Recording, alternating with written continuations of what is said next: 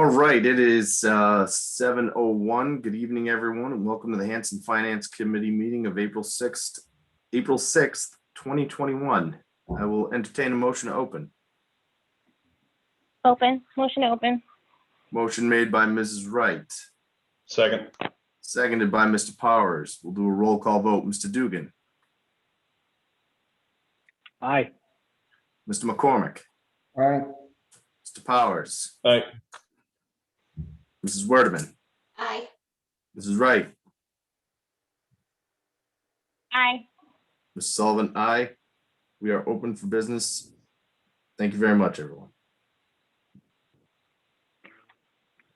All right, good evening, everyone. I know this is second meeting of the night for a couple of us here. So what I will do is I will go ahead and cover, give a brief synopsis of what we covered earlier with the selectmen. And then we can sort of discuss where we want to be. And we'll go forward with the agenda, reviewing the budget and moving forward. All right, so I sent out I'll call it the fiscal year 22 what if 40621. So what that did, and I think Pat, Mike, and Ken, you're all on the line. So Michelle and Amy, I'll say that if you look at the first half of it, it takes our original, it shows how we got to the budget we're at, which was $2.181 million deficit. Then it went through some immediate, we'll say, budget steps that are within our control, right? So, Todd, the town accountant, Todd Hassett, did a lot of the legwork on this. And so he looked at it and said, these are in our purview, we can control them. And he was able to reduce the budget to $1.85 million. So he then, this was sort of on Friday in conference with me, he went through and, we had been asking for how are we going to apply these cuts?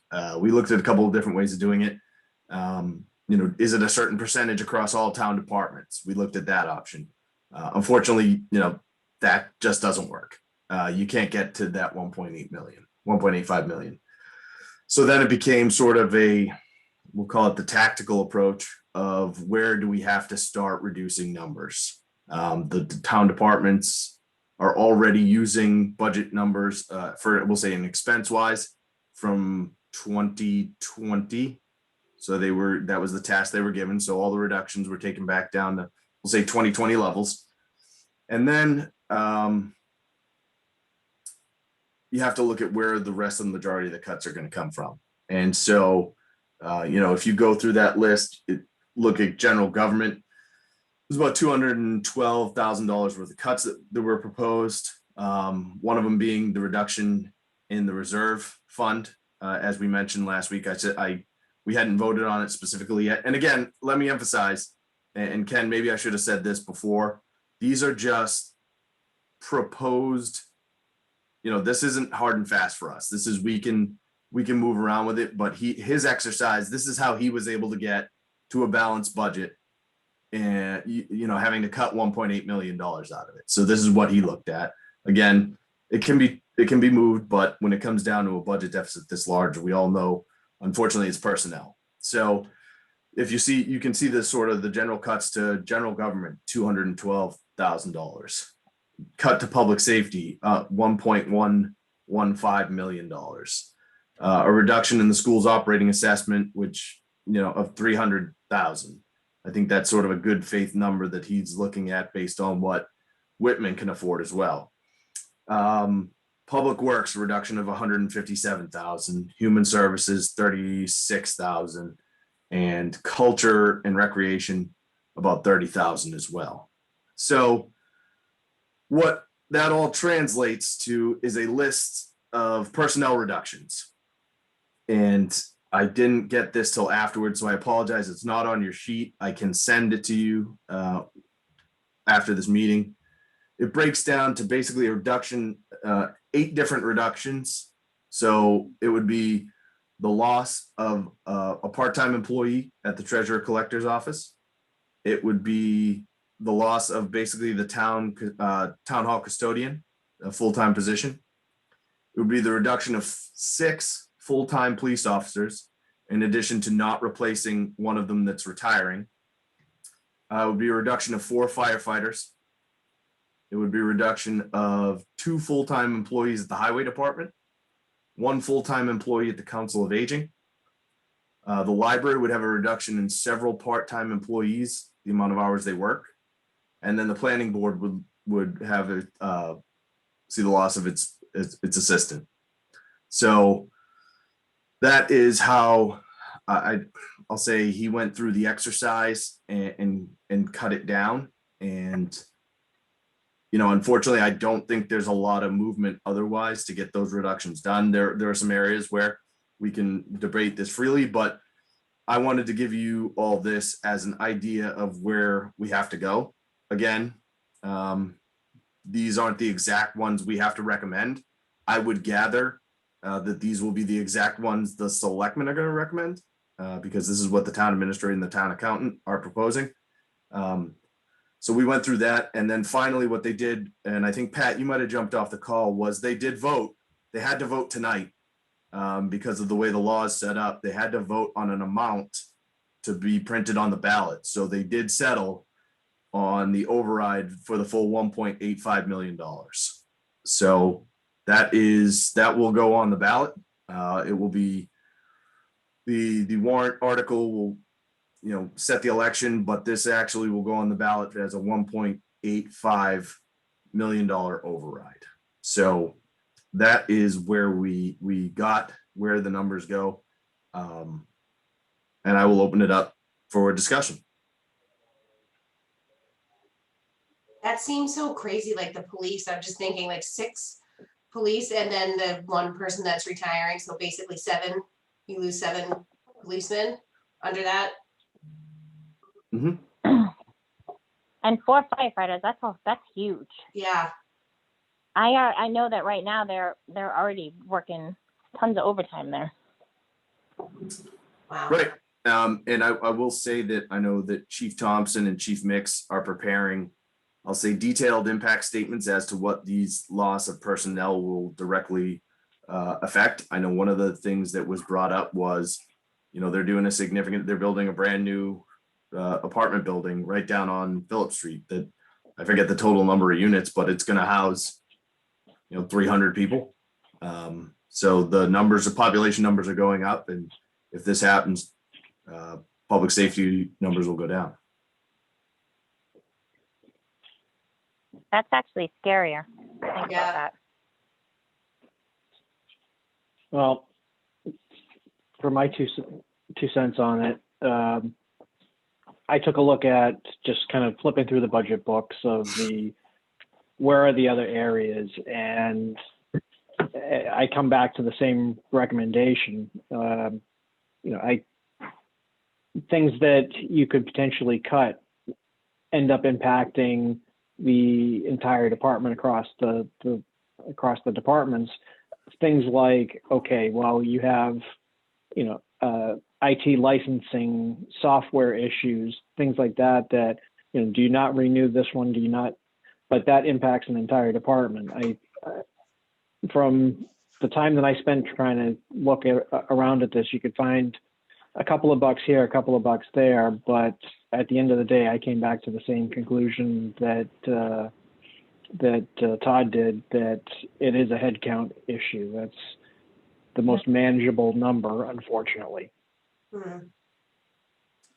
Yeah, and that's sort of what I brought up to them, Mike, was that if you look at the entire department, just take the 2 main departments up there of treasurer collector and town clerk, their entire budget is less than $150,000 each. So if you were to shutter them, you'd still only save $300,000. Unfortunately, it's just numbers. And how many people work at the town clerk's office? 2. Yeah. Beth and some of the other departments. So. Mr. McCormick. You. Any questions, concerns, comments? Oh, I got plenty of concerns, questions, and comments. I think I've been doing this ass backwards. What did the school lose for positions? Do we know? I do not know. 'Cause We I weren't think- provided Not that. at this, I think 300,000's pretty pathetic. If that's their total cut that I'm seeing. But I mean, I get it. I understand that people have to go and that's the easiest way to do it, but it really isn't in the long term. Because when police and fire need to call people in, you're gonna be paying twice as much in overtime. So, I just think I think 1.8 million to put it on a ballot and then ask people to vote for it is wrong. I think we should be going for a number we know will pass. And then we can work on numbers from there and not put a number that's ridiculous that people aren't gonna accept. And then it's off or not, we have to lay off everybody. So this list will be true if we put 1.8 million on there and it fails. If you put 500,000 and it passes, you can at least save a fireman, you can save a policeman, you can save someone in the town hall's office. And that's why I specifically asked if it had to be done tonight. I know a number needs to go onto the ballot, but it doesn't mean ready for town meeting. You have another week. Yeah, so I understand what you're saying, and we looked at that, and the point that was brought up was, yes, a $500,000 override would probably have a better chance of passing, but it is nowhere near the amount needed because it would be compounded again next year. It's sort of like last year we were 800. This year we were technically 2.2 million. 500,000 doesn't. 500,000 is. No, yeah. You could do a million. I mean, I'm not saying 500,000. We need to pick a number that's realistic. 1.85 is unrealistic. It's absolutely unrealistic. So that's what we're pretty much doing is we're telling everybody, if you don't vote for it, that these people are gone because we can't save them. We didn't give you another option. And to me, that is just wrong, dead wrong. You're gonna end up killing someone. If you pull a police and fire away and take the people out of town hall and off the highway, someone's gonna die and it's gonna cost you 4 times the amount of money in the long run. Because we created it. So we need to come up with a better plan. This Zoom thing is ridiculous. We need to actually physically meet so we can sit down and see the paperwork, see the numbers, see what the percentage is. I don't think 10% across the board is unrealistic. There are $100,000 in that department. Take 10%, it's $10,000. There's $30,000 in those 3 departments you just talked about. It's got to be equal across the board. This is to put it on public safety and put it on the highway and put it on other town governments. Public safety is wrong. And it's not because I'm a fireman. It's just wrong. It's wrong. So I'm not in favor of the 1.8. There's my 2 cents. No, I agree. That's what's scary because there's so many people, like older people in this town that wouldn't, well, and younger people too, that wouldn't get it and would just see the override of 1.8 and say no. Yeah, so there's as you said, there's a bunch of different ways to get it. Unfortunately, I don't think, yes, public safety has the largest headcount. There's just not enough. Well, the In school this has case. the largest headcount. What's that? The school has the largest headcount. Well, and unfortunately, Ken, I think if we were a single town, we could control that. But unfortunately, the number that Whitman is agreeing to is going to be, I don't know what the number is. Do you? well, I'm the saying we're reduction having a that, meeting, coming up with a number before we know even what they're doing. We Well, don't we- even know the percentage. I mean, we have to, right now, we have to go, unfortunately, it's just a matter of how this all played out. We have to go with the number that we have from the school. I mean, we've got to there's a good faith reduction in here. I don't see, no matter what, the school coming down that much more, because Whitman can afford it. The assessment shifted. Whitman can now support a higher percentage, and turning that back, we put I'll call it a good faith reduction in there. I understand what you're saying. The school has the highest. We're stuck in. 300,000 is a good faith reduction. No We're one's stuck. We're stuck in a department with 11 we're people. stuck in a district where we don't have full control over the number. So we have to go with a number. And again, we can, I get it. No, I understand. I get the numbers. I'm not pleased with it. I don't like the whole process. I don't like the Zoom thing. We haven't been able to sit and discuss stuff. We can't look at paper. We get things, last minute or the day before when, other people are working, we don't have time. So we're kind of being rushed. I feel like I'm being rushed into something that is wrong. It's just the wrong decision. And that's where I am. It has nothing to do with me being a public safety guy. It has nothing to do with anything other than I think the school is jamming it down our throat again. And we're being rushed to make a decision. And now we're lumping town services into it to put the scare into people to get them to $1.8 million. And that's, to me, is wrong. That's my 2 cents. I understand what we have to do because we can't find $1.8 million. It just doesn't exist. I get it. But I think the way we're going about it, I'm just not happy with it. That's all. My opinion. I understand. I think the tough part is I don't know if there's any number specifically designed to scare anybody too. I think the reality is we don't know how the town's going to vote. I mean, we have a general idea of how they voted in the past, but in the end, we don't know what's going to pass and what's not going to pass, right? We could definitely trim down this number, but in the end, 500,000 might not pass, 1 million might not pass, 2.5 million might pass. You never know until you see who shows up. There is a consistent group of people who do show to our town meetings to vote, and then whether it be a town meeting vote or a ballot vote or whatever it might be, for different things, not just budget stuff, but whatever it might be in this town, that there are the traditional folks that tend to show up for everything. But in the end too, I think aside from I'm not comfortable passing a budget just to say, well, I think this will pass town meeting, right? It's what's the money that we need to fund these departments properly. Well, this is the number. I mean, to be honest, the number to fund these all properly is way over 1.8. It's just we've been consistently voted down, or the budget's been consistently voted down. When we look at this problem, well, we had an override that didn't pass in the past, right? So I don't think this budget is, hey, we need to scare people. Our folks in this town have voted, the ones that showed up have voted in such a way that it's created a scary situation, right?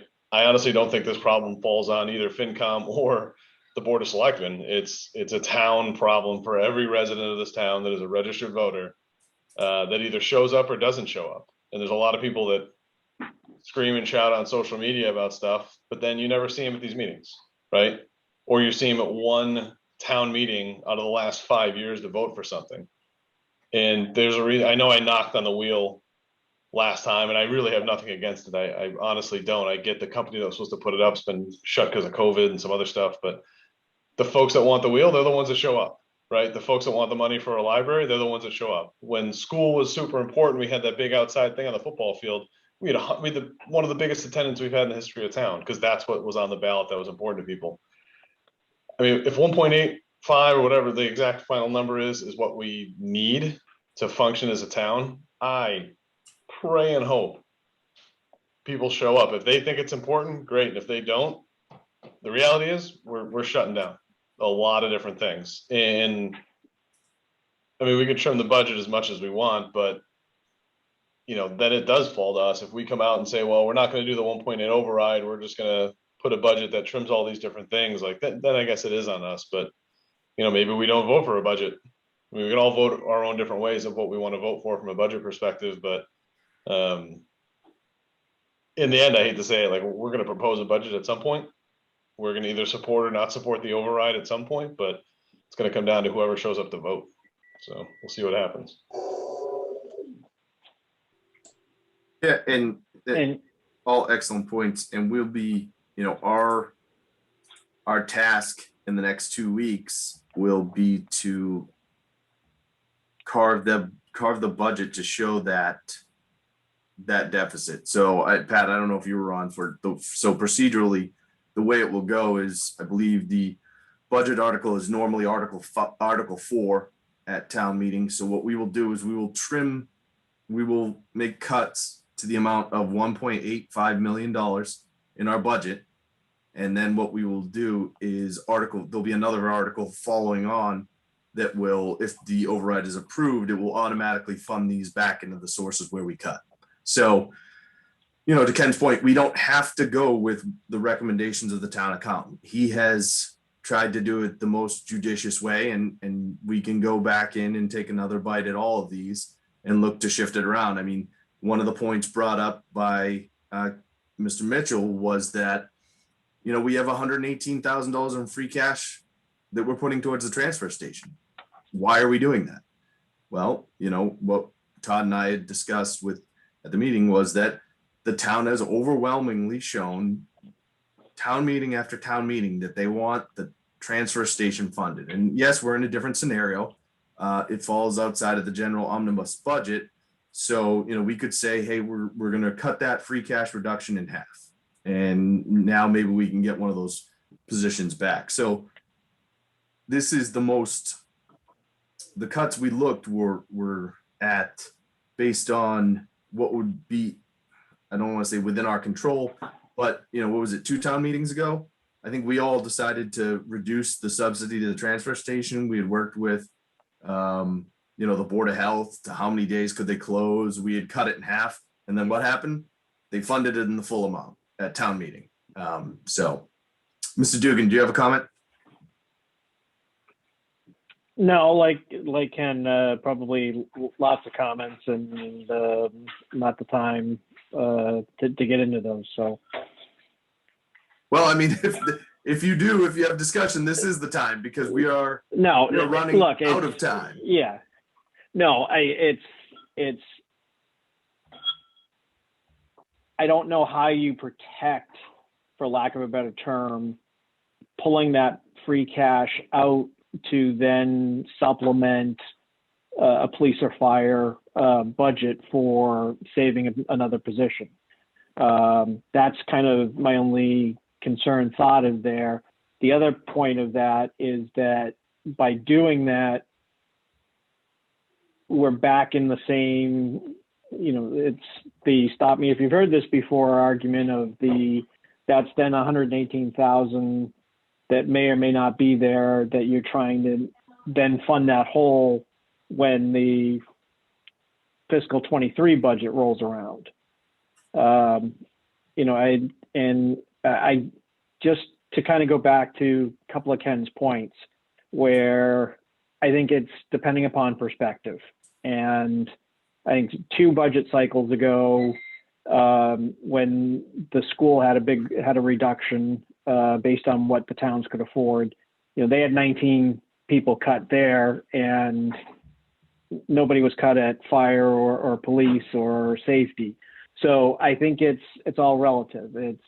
I'm not advocating one over the other. It's just, let's all keep it in perspective. The other point of the town departments, I have the budget book out for town clerk, that just the clerk, excluding elections, had a proposed budget of 140,000. After pulling out the salaries and benefits for the 2 that are up there, operating expenses are $4,000. Unless you're going to let somebody go, there's no room there. And I'm just using that as one example of, and I'm sure that we can get into others, but this is the amount of time we have to do this. Are we going to reinvent the wheel? Are we going to go line by line, or look at this in kind of a big picture fashion as to how we're going to get to whatever the right number should be? And at the end of the day, Patrick's point is comes through loud and clear that, quite frankly, the number shouldn't probably be 1.8. It probably should be like 2.3 to get to a level where not only are we having adequate services, but we can then build on it to better serve the town. That's just not going to happen. So that's my 2 cents on those comments. I like to play off your point, Mike, too. It's the decision. And I totally get what you're saying. And I agree with a lot of your points too. I think we're in a position right now. Do we cut off our hand, our foot, our nose, our ear, or our butt? Because right now, those are the options we're left with. Like we're just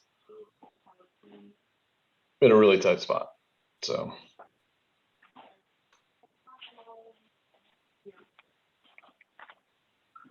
Mrs. Wright, did you have any questions or comments?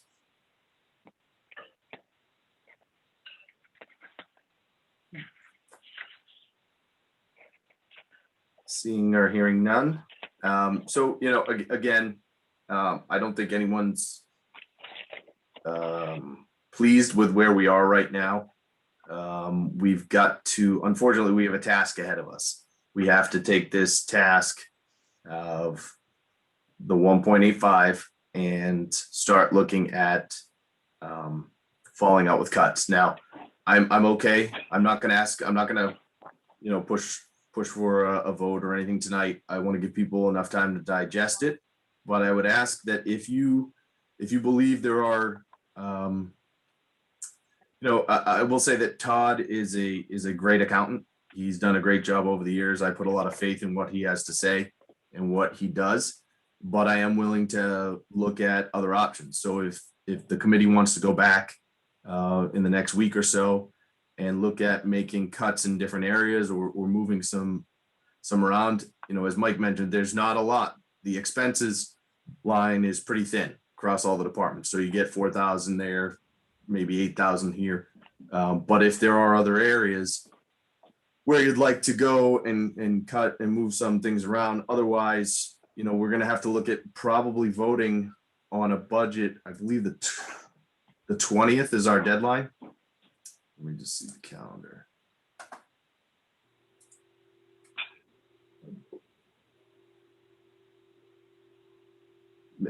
I believe it's the 23rd. I believe Friday the 23rd is our deadline to have everything turned in.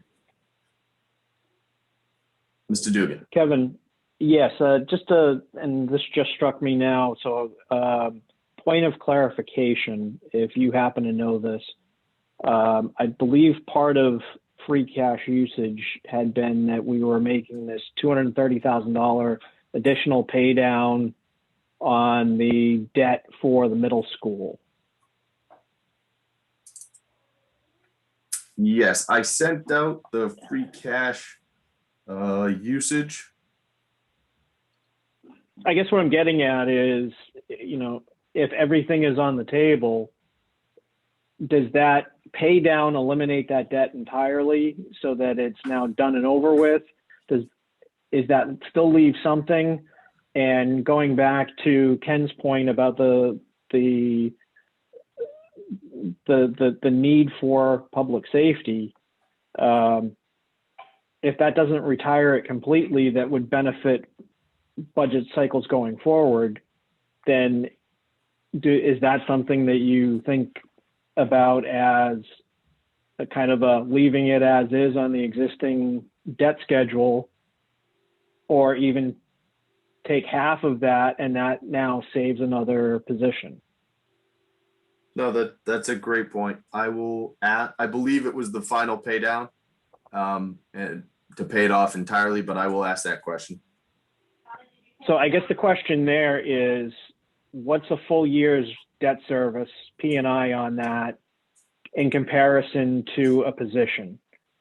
And again, we're using the piggy bank approach of funding an operating budget, but I guess in thinking about this, do I want to pay it off early or save somebody's job?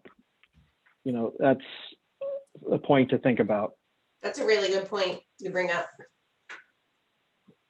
Yeah, I will get that verification for you, Mike. Well, that is good, Mike. Did we ever get the numbers? Because I never got them. I don't know if they went into my junk or anything for the CARES Act and the other money coming in. Do we have any idea what we're doing with that? I thought I saw something from John. Yeah, last week. $6 coming to it. Yeah, we sent that out last week after we had Mr. Stambrook on. I don't know that I got it. I couldn't find it, but that money is direct, I think, is $1.6 million. Did he use it already? Is it used? Do we know what we're doing with it? Is it on the table? Is it not on the table? That is directly for relief. That's what the whole act is for. And it has less guidelines with it than the CARES Act money. Although you can't sustain, I don't believe you can sustain a failing department and or entity with it. But if you needed to help it along, you could for a year. but I don't have the information. I don't know what if you sent it, I don't have it, but that needs to be. Is it a cart? I'm sorry to interrupt, Ken, but is it a cart before the horse thing where to apply for that, you have to show the expenses have already been incurred I don't as think- opposed to being able to have that to support something else? I don't think so. I believe it's different than the CARES Act, so you don't have to have the receipt on hand or already have bought it to get it. I believe you can use this money in a different fashion, although it does have some stipulations with it. Again, I get the finance part of it, but my forte is a department head. And that's what I bring to this table, and you guys are the finance guys, and that's where you guys help me along. And that's what I'm trying to do. I'm trying to think as a department head at where you can cut expenses, obviously, right across the board. Is there some money within the contract that you can figure out to cut and bring back the other ways so you don't lose positions? And if the CARES Act money and or the Relief Act money is money that's sitting there, we're gonna have to use it. As you've all said, this is unprecedented times. We've got to do things that work to get us to the next year, unfortunately.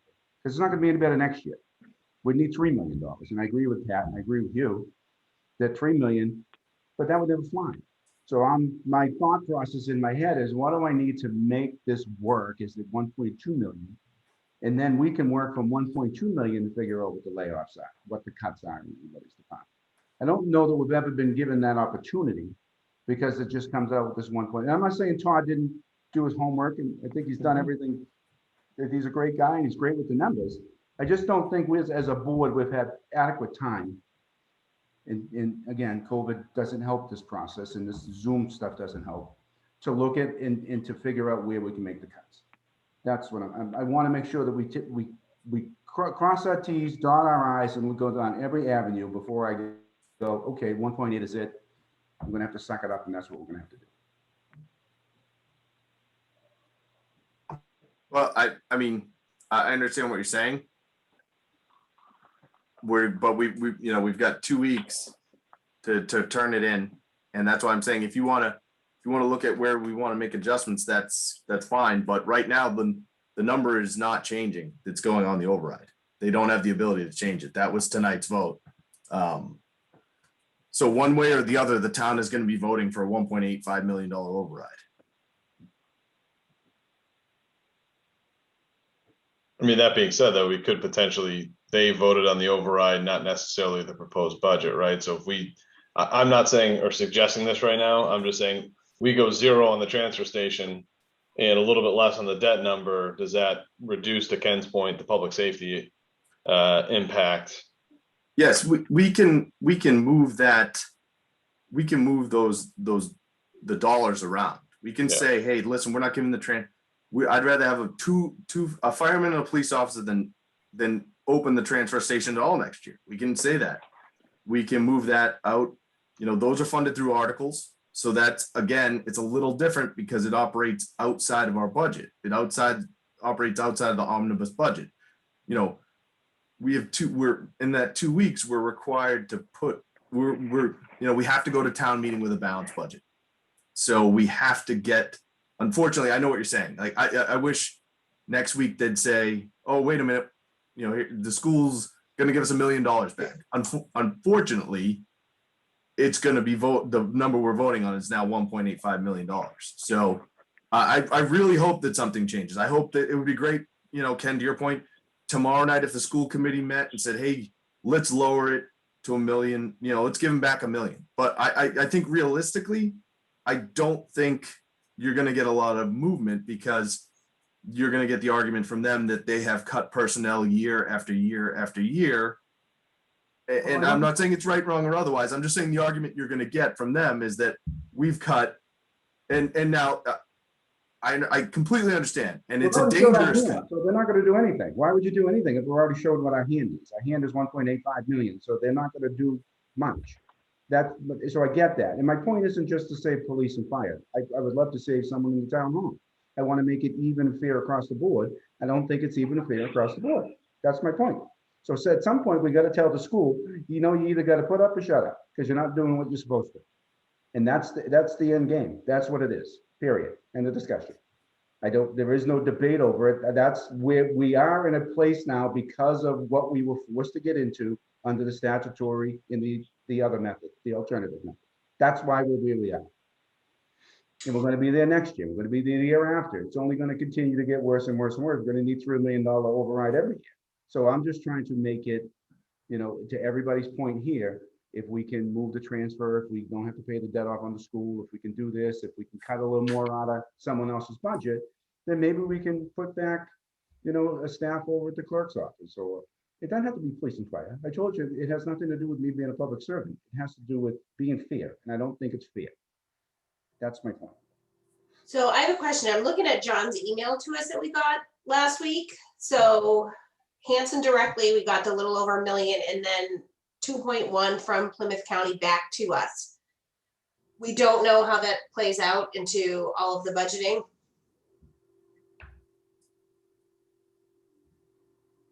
I don't think so. As far, it does, I mean, it's not going to go into the budget for FY22. No, I'm just wondering in terms of, like, to your point, are there some things that could possibly, we find out, could wait? If we know that's money that's going to come back. Do you know what I mean?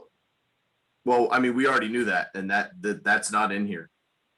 That money, they already knew we were getting that money, and that's nowhere indicated in this sheet, which was just updated on Friday. So we got that email on Tuesday.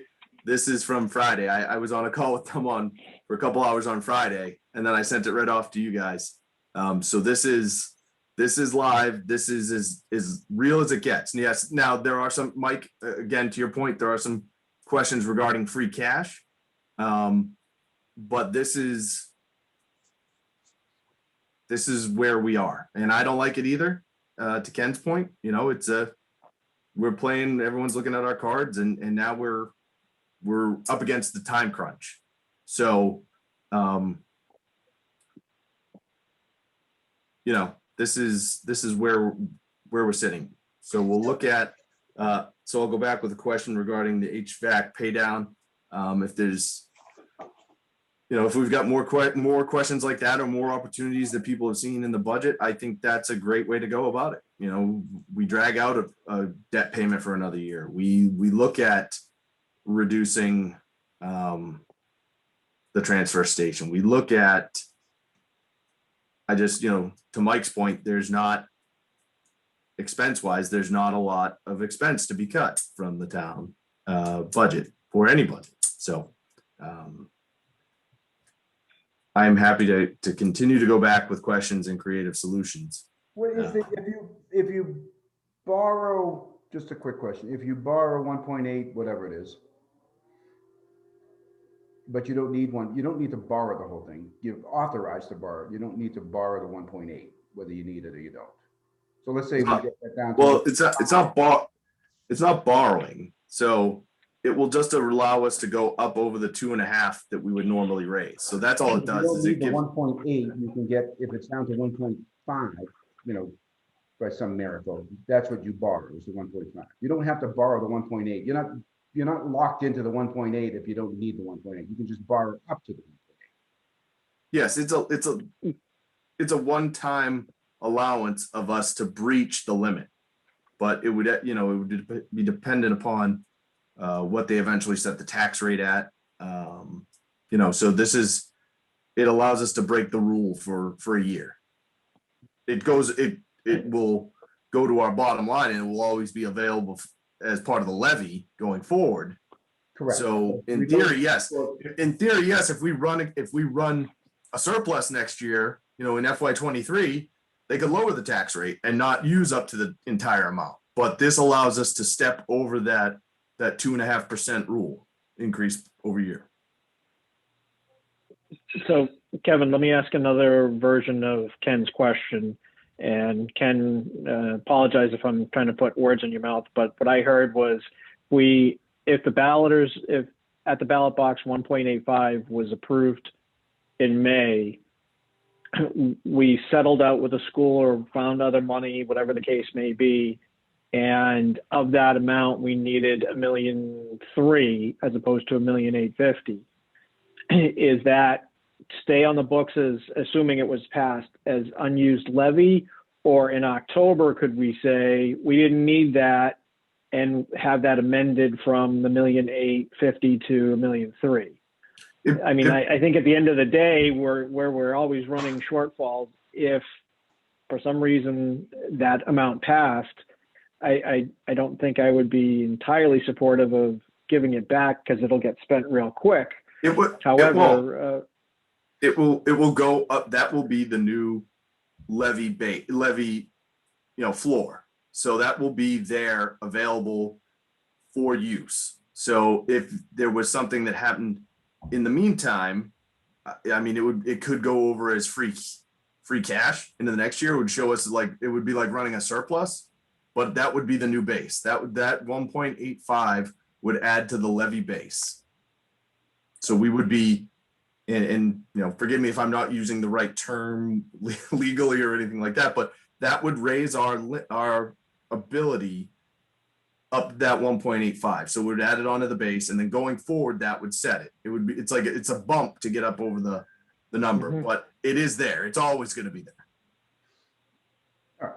It's always going to be available. Yeah, I think I knew the answer when I asked it, but I had to ask it anyways. It was just stuck in my head. That's fine. Yeah, it is. You're right. Well, it's part of the levy, so once it's there, it becomes part of the actual overall Yes. number by 1.8 million. Yep. And if we get the override this year and things change in FY23, it's maybe we don't have to use the entire levy. It's only rare. dedicated to whatever you make it 1 year anyways, and then Correct. it goes into the general fund. Correct. And, especially Mike, if we look at it saying that this 1.85 is what's needed to just get us to next year without changing anything, you'd be hard pressed to say that there's going to be an influx of cash that all of a sudden this would change, in my opinion. I don't see this, unfortunately, I don't see this changing. As Ken mentioned, our cards are on the table. This is where we are. So it's either, it's all or nothing. It's not, unfortunately, we don't get another bite at the apple to say, okay, well, the town didn't like 1.85, so let's go back and lower it a little bit more. I mean, my fear is, I don't like higher taxes. I don't like wasteful spending. I think this group has done a phenomenal job over the years to get us on the right fiscal path. Unfortunately, I'm concerned, it'd be concerning for all the people who are going to be affected, who may lose their jobs. But even more detrimental is, okay, we don't get this override. Where are we next year? Because last year it was an $800,000 deficit. This year it's technically a $2.2 million deficit. We've made some cuts on our own. So it went 800, 2.2. What's next year? What escalating slope are we on that this is going to get out of hand? It's out of hand now. And I hate where we are, and I hate being in this position. I guess too, my other thing would be the longevity of an over. I'm with you. I'm 100%. I don't have a warm and fuzzy feeling about a $1.85 million override just because of the past history here. So I guess I'm looking to what gets us by the best this year, because you're going to need another override next year. I can almost guarantee you're going to need an override next year. We don't have any money this year. Period. Yeah. So you're going to need the money to get us through the assessment again next year, or to try to save town services. So what's the number? And that we don't know. And you're right, this board does an awesome job. You always have prior to me getting here. And I think we've done a pretty good job with me here, trying to do the best for the town. I just don't know that 1.85 million is what people are looking for in COVID. I don't see it.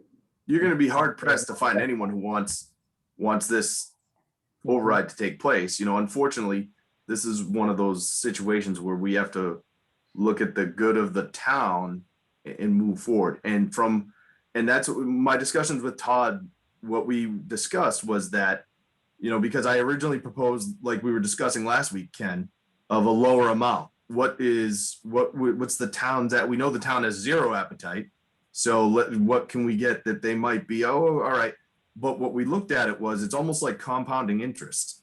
If we go too low, we're going to still be in the same scenario next year. And it's just going to be year after year of override. So the belief is that now this 1.85 $5 million override will get us to a point that is sustainable going forward, where, okay, we dug ourselves out of the hole that we created with the change in assessment method last year, and we've dug ourselves out of the hole finally. Now we can continue on, because I know, to your point, you're saying that the schools are on an ever continuing glide slope, but we're at a point, I think, next year where we're back. I don't want to say to business as usual, but there was, in years past, prior to the changing in the assessment, Whitman and Hanson were able to agree on an amount and walk it down from the school number, because there was such a disparity in what had to be paid. Now, whether or not how that got baked into it over the years, I think, next year and the year after, we're back to that level where, both the towns can't afford huge increases in the school budget. So we're back to a position where both the towns and the school are on level footing again. We're kind of at a disadvantage right now because we're playing from behind. We're playing from behind from that huge swing in assessment, that we should have probably taken care of this we should have definitely taken care of this with an override last year, because an $800,000 override would have got us back to a level playing field. But it's compounded now, because we were already in a hole and we used free cash when, I think it was our opinion that we shouldn't have touched free cash. We should have left it. So, we're paying for the sins of last year of what the town decided to do. The town decided they wanted to support the schools fully. They wanted the deal. They wanted to get us back. And so now they're going to have to come out in equal force to support it this year for an override. Because if you are for the schools and the change in the assessment and getting us back on level, you've got to be in favor of it this year, because it's what gets us back to where we need to be as a town. So I don't want to dwell too much on this, not dwell, but if there are any additional questions you have right now, I'll be happy to take them down. If you have additional questions, tomorrow, the next day, please feel free to email or give me a call, individually, and shoot me those questions. I did want to touch on, I'm not going to ask to vote on anything tonight. We'll put that off till we have a opportunity to see what the schools do tomorrow night, an opportunity to see, to sharpen our pencils. But I'm asking everyone, over the next week, if you can go back in there and you want to move it around from the amounts that Todd has put in here, because unfortunately, Todd's gets us to a balanced budget. His number gets us to a balanced budget. So if there's something you want to go in there, and there's, Mike, your point about the HVAC is a great point, and I'll ask that question. But I would also say that, if you're just looking at switching $4,000 around between one or the other, I will say that Todd went in with a lot of care into these budgets and looked at it and said, where can we make these changes? So really dive down into the budget book. And if you have anything, we'll go, but I would like to look at voting. We still have all the articles to vote. I know the selectmen were voting the special town meeting articles tonight, so we should have a final update on that. But we need to, we have 2 weeks to get this done, and I would like to, at least get through the articles next week, get a vote whether to recommend or not recommend. So if everyone can go back through that. I know, obviously tonight was a difficult night. This is the first time we've really seen it in pen and ink as to what's going to happen. Any further questions, discussion regarding the budget? Ken, I keep hoping that they're going to open the town hall and let us meet again, but we're stuck with this. What's that? I said, I won't hold my breath. I think if everybody goes and looks in their couch cushions and starts shaking out the change, we might be able to make a dent in this sucker, but we're screwed. I'm not gonna lie. That's my overall feeling going into this. Like it's a crazy number, and it's a tough position that we've been put in based on past votes, and the same people who voted to put us where we are the ones that are going to complain the most when it's time to come to do this override. And unfortunately, they should self-reflect and look in the mirror, but I doubt they will. So, yeah, I agree. I second that. All right, any last minute, by the ways, I don't want to go too much longer than an hour since I'm not gonna ask to vote. I want to give everyone the time to go through this after the initial shock is worn off here. If that's fair, unless we want to dive into this tonight and try and pick away at some of these numbers, I just don't know how much more productive it is. No, I mean, Kevin, my knee-jerk reaction is some of like the articles, like for example, on supplementing other line items and things like that are kind of fall in proportion to what we're talking about with the budget. So I don't see the value of trying to get through a couple of those if by things that we've talked about tonight would ultimately change some of those between now and next week. Mm-hmm.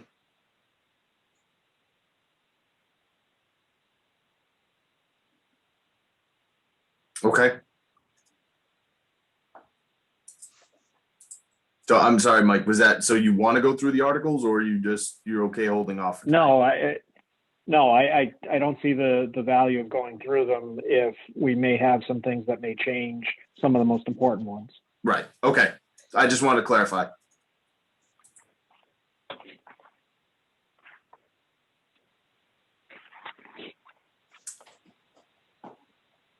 All right, that being said, I will entertain a motion to adjourn. So moved. Moved by Mr. Dugan, Second. seconded by Mr. Powers. Mr. Dugan, Aye. Mr. McCormick, All right, Mr. Powers, Aye. Ms. Werdeman, Hi. Mrs. Wright.